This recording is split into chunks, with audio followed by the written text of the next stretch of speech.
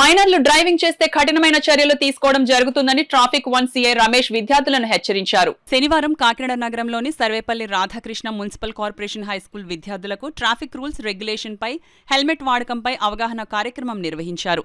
జిల్లా ఎస్పీ విక్రాంత్ పాటిల్ ఉత్తర్వుల మేరకు కాకినాడ డీఎస్పీ రఘువీర్ విష్ణు పర్యవేక్షణలో ట్రాఫిక్ 1 సిఐ రమేష్ విద్యార్థులకు ట్రాఫిక్ రూల్స్ పై అవగాహన కల్పించారు. వాహనములను అతివేగంగా నడపడం, మద్యం సేవించి వాహనాలు నడపడం వలన కలిగే ప్రమాదాల గురించి విద్యార్థులకు ఆయన వివరించారు. ఈ కార్యక్రమంలో ట్రాఫిక్ ఎస్ఐలు సిబ్బంది పాల్గొన్నారు. ఓకే, సెంటర్ డివైడర్ మనం ఎదుర్కొంటుగా మనకి ఎంఎస్ఎన్ చార్జెస్ ఉంది. ఆ చార్జ్ ఇస్తే సెంటర్ లో డివైడర్ ఉంది కదా, అప్పుడు ఇటు నుంచి మనం అటు క్రాస్ చేస్తున్నాం. ఒక రోడ్ ఆఫ్ రోడ్ లోకి వెళ్ళిపోయాం.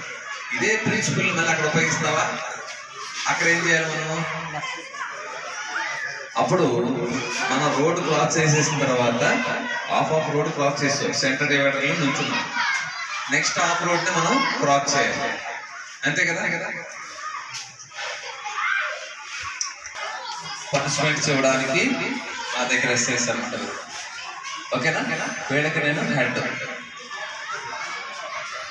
యూనిఫామ్ కాకి యూనిఫామ్లు ఉంటే లా అండ్ ఆర్డర్ మెయింటెనెన్స్ చేసేవారు. ఇదైతే ట్రాఫిక్ రెగ్యులేషన్ అంటూ ఇంపోజ్ చేశారు.